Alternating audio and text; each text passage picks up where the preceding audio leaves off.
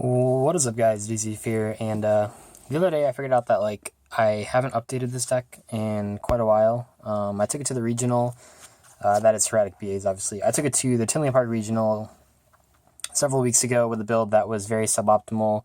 It was basically just entirely built on theory, which just isn't that great. So I've been testing this quite adamantly for the past couple weeks, and I'm really excited to show off the new build of it. It's actually really strong.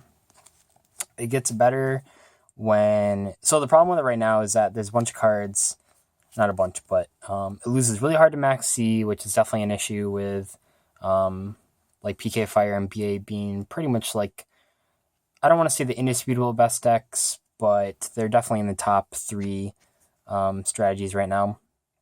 So a lot of people are main decking max Cs, which really hurts this deck. It's really cool, though, when the new Ghost Reaper card comes out.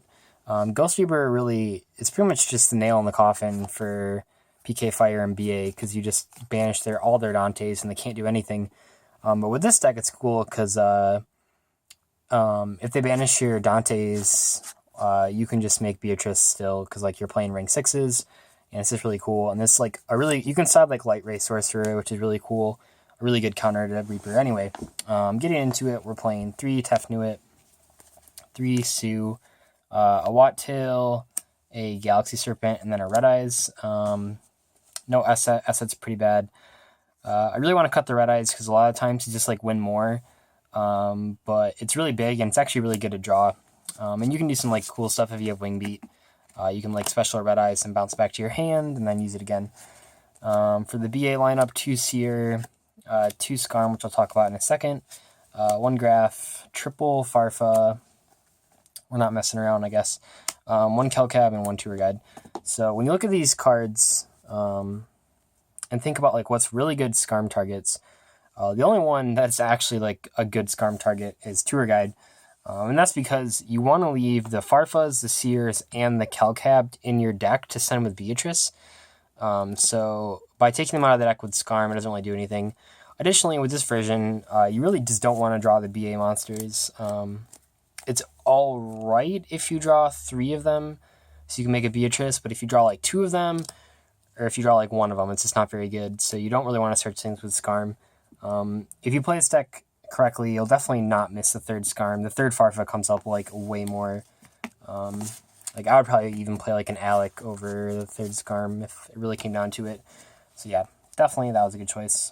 One of the more important cards in the deck is Light Pulsar Dragon. I think someone suggested this in the comments of the deck profile of the last video. I didn't start playing it because of that suggestion, but I thought I would shout you out anyway. So Pulsar is really important. What I found at the regional kept happening is that you would have a full board, or even just a Beatrice. So you couldn't summon any BA monsters because they just blow up, and you couldn't summon Hieratics because you had a board, and you don't just want to tribute summon the Hieratics. That's not very good. And I thought the solution was play more assets, but assets really cloggy, and if you just draw them, it's really, really bad. Pulsar is cool because you can we're playing a lot of Chaos Monsters now, but you can just special Pulsar from your hand when you already have a board. But it's even cooler to mill or send with Beatrice because you can discard Hieratics out of your hand, and then a BA monster to summon this from the grave. It's just really powerful. It's level 6, so we can exceed with it. Similarly, we're playing 3 Chaos Sorcerer. This card is just really good in general. So it's good for the same reason that Pulsar is. It's level 6, which is super cool. But it's a good out to Domain, because you just banish their Tribute Summon monster. You can also banish their Prime Monarchs, which is actually... It might not sound great, but in a simplified game state, it's pretty good, because they use that to stall. And then it's level 6, so you can exceed with it. It's just really powerful. 3 of those. Oh, and then you can banish Beatrice. 1 BLS. This card isn't that great, ironically. So with the BLS and the Chaos Sorcerers, you're pretty much only using these to banish and then exceed someone with them. But you can't exceed someone with the BLS because level 8. So ironically, Chaos Sorcerer is just better in this deck. The double attack almost never comes up with BLS. Sometimes comes up against Monarch, but usually you just want to banish stuff. Another important card that I discovered is Malicious. So Malicious is cool. It's just rank 6 fodder. If you open with Malicious and Tefnuit, it ends you with a Beatrice and Omega. And then if you open Malicious Tefnuit Sue, it ends you with a Beatrice, a Beals, and an Omega, which is pretty cool. And that only works because they're playing Plague Spreader Zombie. So basically the combo is you special Tefnuit, tribute it for Malicious to bring out Watt Till from your deck, overlay for Beatrice, detach the Malicious to send a Plague Spreader. So now you have just a Beatrice, and then this in your grave. And then you special the Malicious back, and then you stack a card to summon a Plague Spreader and make an Omega, which is just really powerful. It's really good. I guess it's a 3-card combo, because you need the card to put back a Plague Spreader, but for a 3-card combo, it just puts you really far ahead, because then the Omega reloads the Plague Spreader in the grave, and you have a Beatrice, which is cool. We're also playing 2 Max C. I think it's the best hand trap right now. Don't really want to play Ghost Ogre. It's cool in this deck because you can play like one of hand traps, because then you just bounce back to your hand with M7, but I think, generally speaking, it's just better to play Max C. 3, Convocation. You can get away with 2, and a lot of times what happens is you side out one of all the Hieratic cards when you're siding just to make space, but I think game 1 you definitely want 3 of those, which is really powerful. 2 Twin Twister and a Wing Beat. I play around with these ratios a lot. Wing Beat is cool because it's more of a blowout, especially against like PK Fire and stuff, but Wing Beat's really, really bad against Cosmo. It's actually not a cost to bounce the dragon, so if they Cosmojo you, you actually just lose. That really sucks. It's not even that great against Monarchs, because your Monarch, like, against Monarchs, you only really care about Domain, and, like, blowing up their other backer doesn't really matter, because they just, like, chain the Storm Forth, or, like, it puts a Prime in their grave. So Wing Beat's pretty much just, like, a 1-for-1 for Domain, in which case Chaos Sorcerer is just better. So I think the Twin Twisters right now are probably the better choice, but I was playing, like, 2 and 2 for a while. At one point, I was just playing 3 Wing Beat. It kind of depends on what your local metagame is. And then just the 2 Saki cards, Foolish and Soul Charge. You basically do everything when you draw them. It's really hard to lose if you open either of these, because they just do so much. Onto the extra deck, 2 Dante. I was playing 3 for a while, but you really never make 3. You always make one of them off a tour guide, and then the only time you really want a 2 is if you go first or whatever, and you open 3 BA monsters, because then you're going into Dante to go into the Beatrice first turn, and then you search a tour guide. So the next turn you go into the second one with the tour guide, but you really never go into the third. It's virtually impossible. Well, it's not impossible, but it's improbable. 3 Beatrice, you definitely go into 3 of these all the time, because remember that you're making it with the Hieratics, or the Malicious, or the Light Pulsar, or the Chaos Sorcerer. And then also it's important to remember, like, the whole point of this deck is that if you summon a Beatrice by, like, actually summoning it instead of using the Dantes, you can use its effect on the first turn that you summon it, so it's really powerful. So that's that. Playing 1 Pilgrim and Virgil.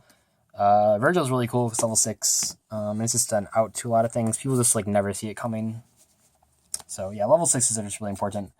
So we make these cool rank 6s, like Folktown, Strike Bouncer, M7, really cool. This card just does a lot of stupid stuff. You can, like, bounce back Chaos Sorcerers to your hand to reuse them, bounce back Max C's to your hand after Max C your opponent.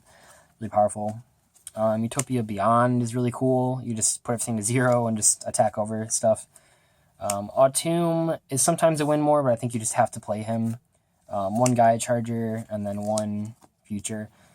Most of the time you're actually making this by using 2 rank 6s instead of 2 Dantes, but it happens. And just 1 Omega and 1 Beals. These are definitely the best synchros right now. Omega just puts you really far ahead. And then Beals is really hard to out in Cosmos. For the side deck, I guess I can show you 2 Veiler, 3 System Down. Cosmos deck's worst matchup, so definitely play System Down. Yeah, I guess I was talking about, I don't know, I was like telling people to play this card. So basically, you play Mirror of the Ice Barrier. This is, I don't want to say without a doubt, but it's one of the best counters to a first turn Beatrice. Because they Farfa your monster, and then you chain this, and then without targeting, you banish 2 of their cards, which is just a total blowout. And, like, once you've used, like, one of these, and they have to, like, constantly wonder about if you, like, have this, because then, like, they don't want to Farfa you, and if they're not Farfaing you, they're probably not winning, so it's pretty good. You Massacre Strict, you just side out most of the Hieratics if you fight against Monarchs. You have against Monarchs, you're like siding in a lot of this stuff because you're like siding in the Masks and the Veilers and the Magic Deflectors. This card's pretty cool. I just like Magic Deflector in general. And then I guess at locals, I was siding 2 Mischief of the Gnomes and then 1 Mischief of the Yokai. You probably should just be siding 3 Mischief of the Gnomes. This card's really stupid. It's just like, it's especially stupid in regular PK Fire. If you go first, you can just make a Beatrice on your opponent's turn, send this in the mirror, and then banish it. And then, like, they basically just pass that turn. And then next turn, you do the same thing. You send another copy, and, like, it's just really good. And they're really good to draw, too. But this one isn't very good. But Mischief of the Gnomes is definitely powerful. So that was my updated Hieratic BA deck. Really actually proud of this. I think it's not that good of metagame call right now, just because it loses to Max C pretty hard. But if Max C starts to fall out of favor, I'm assuming that PK Fire is going to fall out of favor with the new Ghost Reaper card, as well as the Cosmo cards that just got announced are incredible. So if that happens, then Max C should fall out of favor in the main deck, and this deck will be a lot more playable. But hopefully you enjoyed the deck profile, seen some of my techs, and I will catch you guys later.